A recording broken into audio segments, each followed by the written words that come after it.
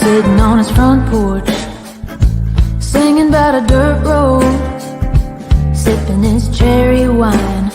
He said, Tay, this'll never get old, and I'm gonna tell you why. It's called a simple lie. So unwind your mind and give it a try. Back in Southern California, running in a rat race, I can't get no real love. Yo, what's going on? Welcome to the We got Taylor Ray today. Woo-hoo! All right, Taylor, what's going on? But before we get started, Taylor, I got to give a couple shout outs to FN Scar platforms. We want to thank you for always sponsoring us.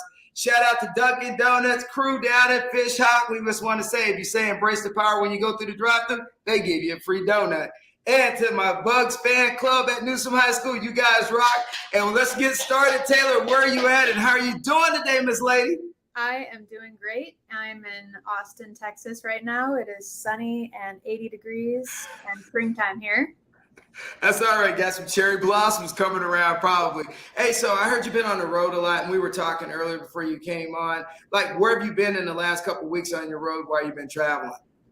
I've been to California, all over California, and then Nashville, Knoxville, Lexington, Kentucky, Asheville, North Carolina, Greenville, South Carolina, Macon, Georgia, and back. Well, you were in Macon, Georgia. How did that go? Because, you know, my stepdad lives in Warner Robins, which is outside Macon. Cool. Nice area. And I'm a Georgia Southern grad. So what kind of scenes were you doing? Were you doing festivals, or were you doing bar scene, or were you doing what kind of was your circuit when you were on the road this time?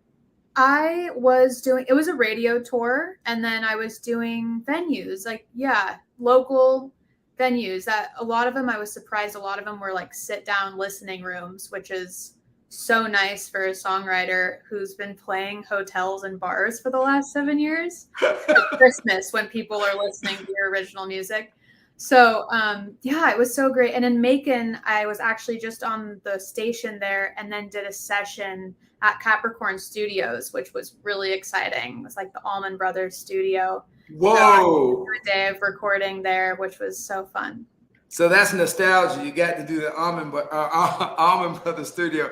Hey, those guys were good country singers back in the day, because that's my era. You're going way back, girl. Oh, yeah. Hey, but you know what I was going to ask you is when did you get started in music? Because you're originally from California, and so you're a growing artist, and you've been in the industry a while, but you've really started to pick it up, and people are really starting to hear your music, and you're starting to get a lot of promotion. So, like, how did it start? And then, you know, how did you end up in Austin? Yeah. Okay. So I guess the kind of quick version is I've been doing music forever. It was always like, there was no plan B. It was like, I'm going to be a singer, and that's what I'm doing with my life. And everyone was supportive. So I went to music school after high school, lived in LA for a while, started playing with bands, and then moved back to Santa Cruz and just did years of gigs, like really, really just getting the chops, paying the dues. Solo acoustic gigs, like 6 gigs a week, you know, averaging probably like 200 a year. Wow. And then I did that for like 6 years, and I was getting really burnt out, and I'd always wanted to move to Austin. So I thought that was my out. I was like, I need to get away from this scene, because when you're in the flow and you're making good money, it's nice, you know. It's hard. Yeah, it's hard to walk away though. Yeah, but it's soul sucking, because, you know, playing covers and I called it like sonic wallpaper. Yeah. You're just there to create somebody else's vibe. Like you're not, you know, sharing your art. But yeah, it was great. I'm so glad I had that experience. But I moved out here, and since I've been here, I focused more on writing and playing original gigs. And all right. yeah, we did the album last year in 2021. And that's kind of when everything really started to pick up, because I wanted to do it 110%. I was like, all right, if I'm going to do this thing, we're going to do it the right way. And so we brought on tons of people for the team, the Taylor Ray team. So Oh, right. So you guys went full force. So let me ask you a question. So out of high school, when did you kind of make a decision that you're going to decide to be a starving artist and and put your heart into it? Because a lot of people make decisions after they go to college. Or did you go to college and play music, or did you just like, okay, after high school, this is it? It was it. Yeah. My high school counselor even she told me not to take the SAT or the ACT. She's like, you're going to be a musician. You don't need to apply to these universities. I already knew I wanted to go to school, and I just did a couple years there getting like a vocal performance degree. Oh, no. Hey, but you're doing great, because we're looking at your website right now. You got these killer photos. Yeah, I mean, whoever your marketing is gorgeous. Your videos are awesome. You're at least setting a really good trend. And I like it earlier before we came on, but you saying about your music inspiration. So like, who inspired you? Who are your inspirations? Because you're from Santa Cruz, the banana slug country. So like who were you inspired? Was it the Beach Boys, or like who inspired you as you came up? I think as a songwriter and female performer, my biggest inspirations were Sheryl Crow and Carole King, Bonnie Raitt, Norah Jones. Those are some big ones.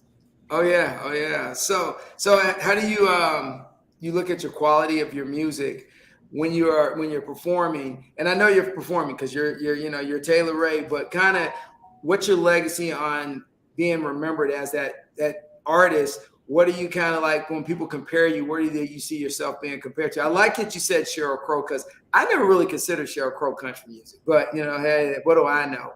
I like Sheryl Crow. I like Sheryl Crow. She's amazing. Yeah, I think more than any like genre, I try hard not to box myself into any genre. So I'd like to be remembered just as a songwriter, a writer who just wrote whatever. You don't want to be labeled, right? Is that what it is? I don't mean to interrupt, but you don't want to be labeled. Right. Exactly. Yeah. So you want to be a genre, universal song person. So would you ever do rock or anything like that? Like a mixture? Yeah, I did a lot of Southern rock.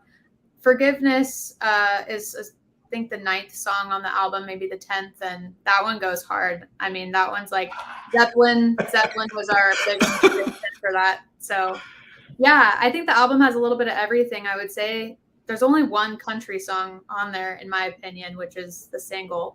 Right. It's like easier to market as country, but yeah.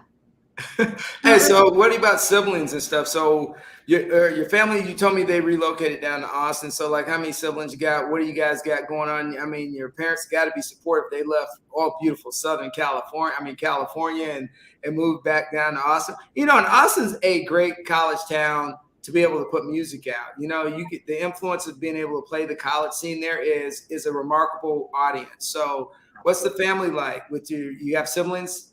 Yes, I have an older brother who's married and has 3 daughters, and he was the first one to move out here. He moved out here for a job, which was convenient for me because I already knew I wanted to live here. So he moved out here, and then my parents wanted to be grandparents close by. So they wanted to retire here. And then I have a younger sister, and she did her master's here. So now everyone is. Oh, so she at University of Texas graduate? Yeah. Mm-hmm. Oh, go Longhorns. Oh, Lord. Yes. Hey, so what song do you got for us today? I'm going to do Home on the Road because I just, it's a nice sunny day here. I feel like this is the most upbeat song I could choose today. Rock it out. Rock it out.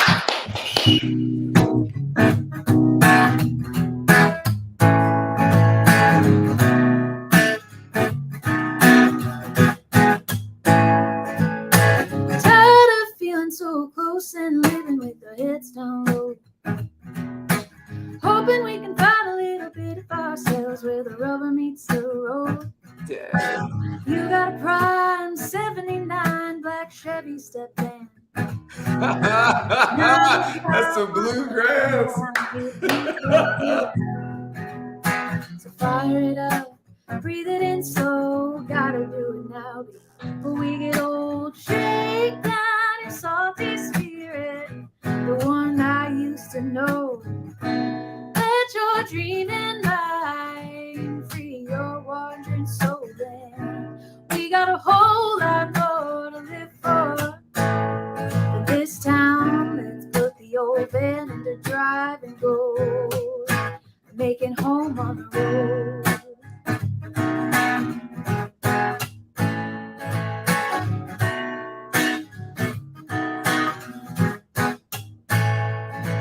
It's 104 on the side of 85 at a rest stop. A heat gauge red light, and I got one thought: to pass the time.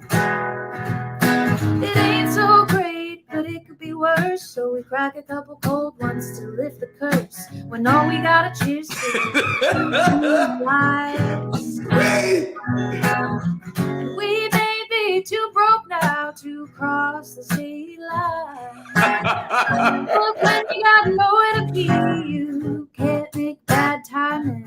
So shake down your salty spirit, the one I used to know. Let your dreaming mind free your wandering soul. And we got a whole lot more to live for than this town. Let's put the old van into drive and go, making home on the road. Making home on the road, yeah. Shake down your salty spirit, the one I used to know. She killing it, Mike. Leave in mind, free your wandering soul. And we got a whole lot more to live for this town. Let's put the old van into drive and go, making home on the road. Making home on the road, yeah. Making home on the road, yeah. Making home on the road.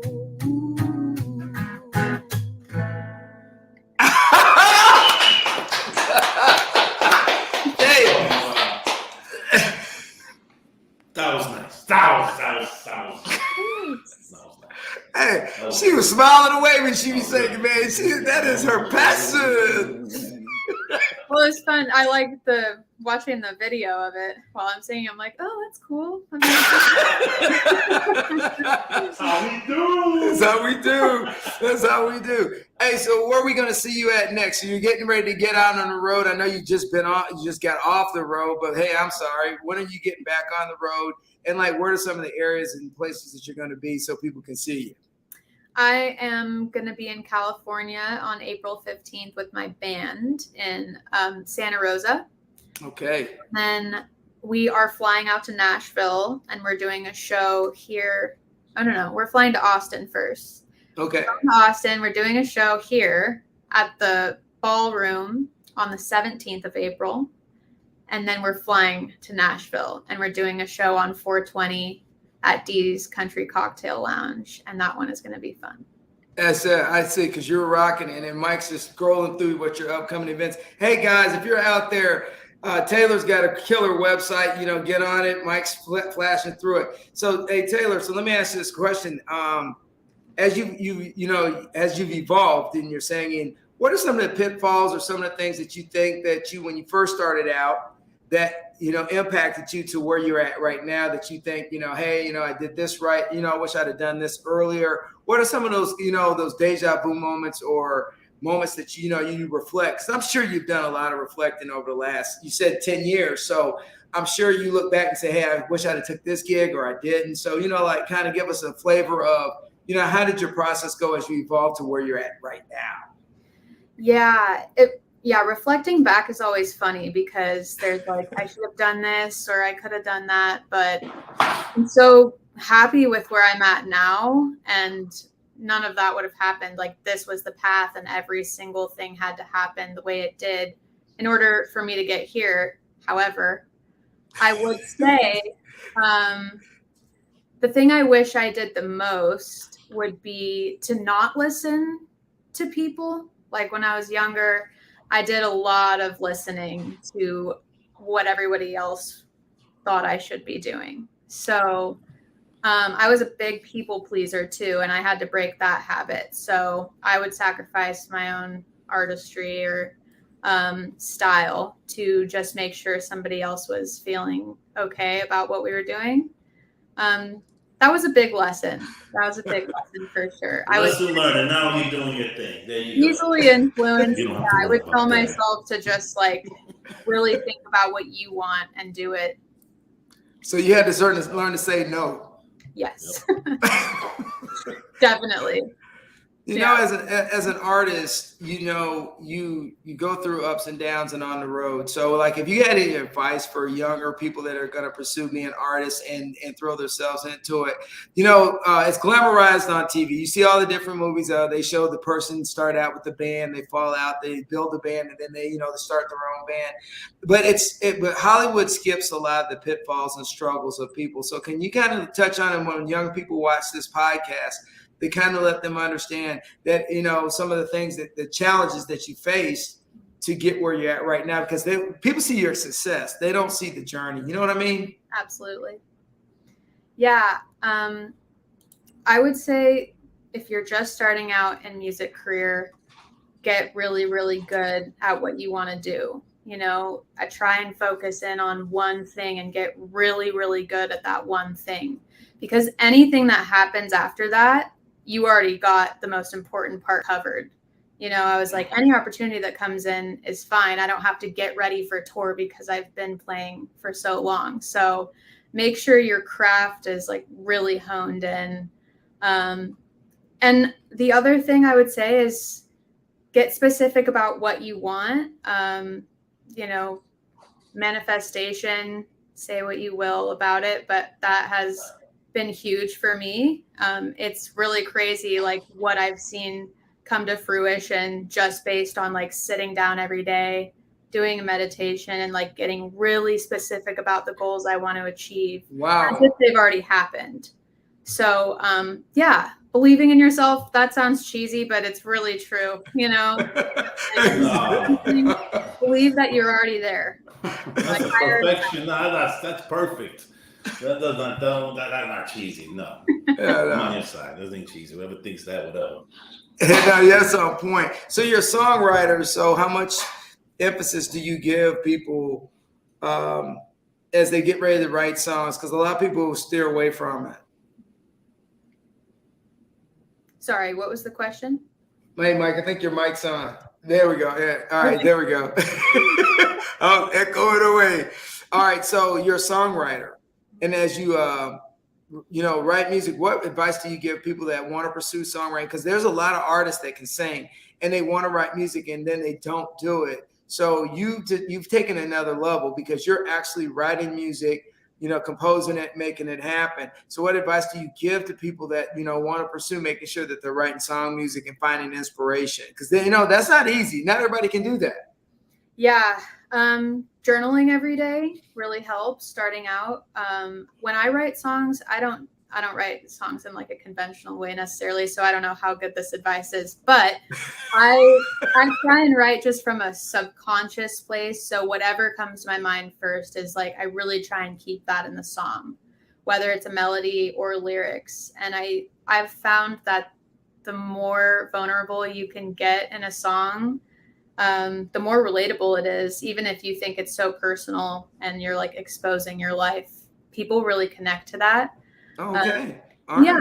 And I think, if you're just starting out and you haven't written before, teaming up with somebody who has, like, collaborating, you know, would be a good idea. Just like kind of learn how the process goes. So who have you collaborated with? And because I noticed I haven't seen you on like a lot of people are starting to do their own live shots on StreamYard or on YouTube, and they're singing with other artists. And so have you started looking at that process as you continue to go? Yeah, I haven't done too many co-writes, you know, what they call them in Nashville, because I have a really hard time just walking into a room on any given day that's like scheduled and coming up with the song. Like I wait for it to come to me, which is why I could probably never be a staff songwriter, that is another skill, which I am just like always amazed by. But I do love to collaborate on other people's albums. So a lot of my friends will make records and they want me to feature on a song or just sing backups. And I love the production side of music too. And so any chance I get to work on somebody else's music, I'll take it for sure. Awesome. Do you mentor any young artists right now? Not officially, but I do. I have friends that are doing, you know, a really similar thing to what I'm doing, and we all share information. You know, I like to be in a community where we're not holding our contacts or like our venues. Yeah. But yeah, sharing and just it took me a long time to figure out the right way to do things, and I want to share that knowledge, and I've also learned so much from my friends too. Oh, that's great. And Mike, when you were about to hit your mic, what you got? Because I'll turn mine off so you can talk. Man, I like your shirts, by the way. I'm going to show everybody these shirts. Check this out. Product. Hold on. This is cool. This is for your album, right? Yeah. Oh, check out the gear. Yep. Yeah, the shirts came out cool. I love them. Yeah, we're going to call it the swag. Yeah. All right, so T Money, what we got next is we're waiting on another song, girl, and you know what? Drop it like it's hot because we're ready to go. All right, let's do it. I'm gonna do a song on the album called "Wait and See."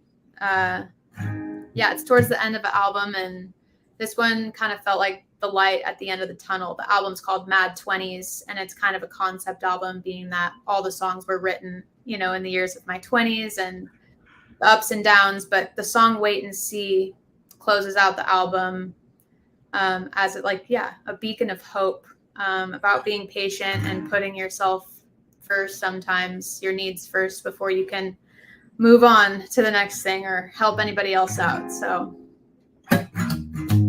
I'm so tired of keeping up. I've been trying and trying. It never feels like enough. I don't have time, so I let it slide, hoping one day I'll Yeah, find she has a good voice, man. to toe your line. 'Cause nobody knows the space you take up in my head. I can't forget what you said about me. My heart decided to go on right ahead. Fan your flame instead, bark up your tree. Oh, the future's bright when I see myself in your company.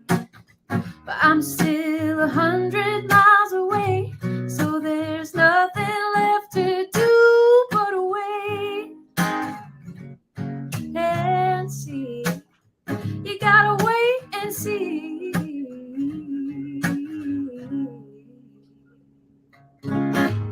Only time will tell if I've done well. One day I'll wake up in the morning and I'll feel like myself. Dude, that is not country music. Maybe easier to stay in my same old ways. I'll do the work to make a change. Maybe then, I can meet you halfway.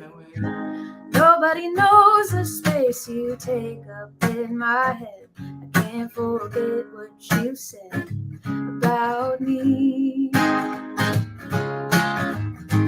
My heart decided to go on right ahead. Fan your flame instead, bark up your tree. Oh, the future's bright when I see myself in your company. But I'm still 100 miles away, so there's nothing left to do but wait and see. You gotta wait and see.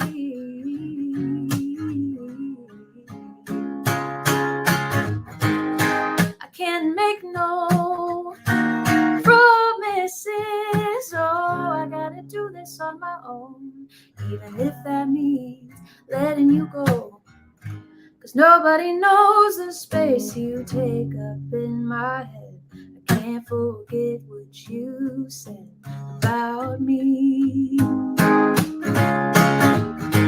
My heart decided to go on right ahead.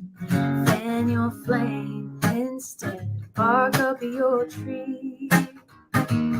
Oh, the future's bright when I see myself in your company. But I'm still 100 miles away, so there's nothing left to do but wait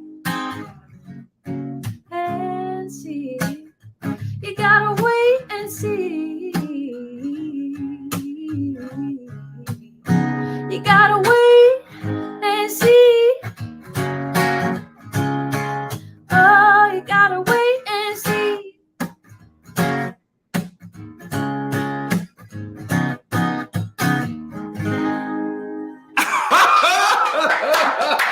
Hey, Taylor, let me tell you something. That's a Key West song all day long, man. You know this. I'm telling you, kick it in a Key West with a good adult beverage. Oh, that's a good way to put it. I don't like that, but oh my God, that song is beautiful. Yeah. I was like, man, all I was thinking about was, hey, you know what? I was in Key West a couple of months ago. That would have been just like sitting out watching the sunset. Booyah. Stress reliever all day. I was like, oh man, I want a margarita or something now. Right? Yeah, no, that sounds really good right now. Actually. Yeah. Oh yeah. Hey, so the last before we get out of here, and we got to have this, is that any advice, what is your imprint, and what do you want your eulogy to look like when you get ready to walk away after all this? Because you got about 30 more years of good singing left in you, homie, or a lot longer. So before that, what would you really like to leave young people with? And, and what is your imprint? Yeah, I would say I would be happy with everything as long as I knew I was always true to myself and as vulnerable as I could be with friends and family and strangers. That's just how I connect people through my songwriting and the rawness of it. Because life honestly sucks, like most of the time. And, we're all in it together. And that's not to say it's not beautiful, because it is, but that's how I would want to be remembered. That's what I want to leave behind, just knowing that I was the rawest form of myself with everybody.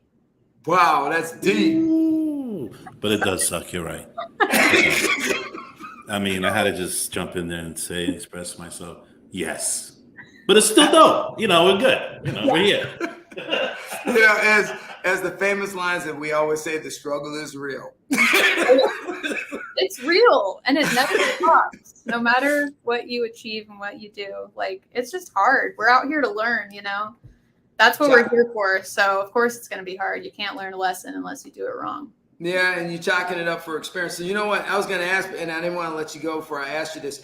How much time do you actually spend rehearsing before you because I think a lot of people don't realize how much time you guys, or a person like yourself, puts just getting ready for a show weeks before. So how long do you actually rehearsal? With the band, my dudes are so awesome, and we don't live in the same place. So we'll just spend one day normally. But everyone does their homework, and I know that they put in a lot of work. As for me in solo shows, I've done thousands of them. So not a whole lot has to go into preparation. However, you got to warm up your voice, and your hands, and if you're up there for hours, that's really important. So yeah, the hours before the show are spent warming up, getting in the zone. Oh, all right, yeah, because I'm deaf-toned, so I can't sing a lick. But I need Martha to do Miss Martha Moore and Taylor. I would love for you guys, and I've got to send a note. You guys ought to sing at the Strawberry Festival here in Tampa, Plant City. It's one of the biggest venues they have here. And I was just out there this summer. This just a couple weeks ago. They had a bunch of artists out here. I would love to hear you come out there and jam out. But I know I've been invited to Nashville to hear you. Yeah. Oh man, I really want to take a trip out there. I've never been to the Tampa area, but I've heard such good things. And I know we just started spinning on some of the stations there. So oh yeah. So I definitely want to make it out. I really like Florida. And I would love to see you guys there. That would hey, that's right. That's right. What do we always say, Mike? When they get big, don't forget the little people, right, man? All right. Me. Don't forget about me. No. All right. So, Taylor, hey, we had a great time with you, and we really appreciated you coming out and singing, knocking out a couple tunes. Hey, everybody out there, you need to check out Taylor Ray. We've been pushing her website, her music, and you're on Spotify, correct? Yep. She's on everything. So get on the platform, buy her music. Hey, buy her swag, which is as awesome. She's got a new album out. And Taylor, as we always say, we appreciate you coming on. But as me and Mike always say, keep it rolling.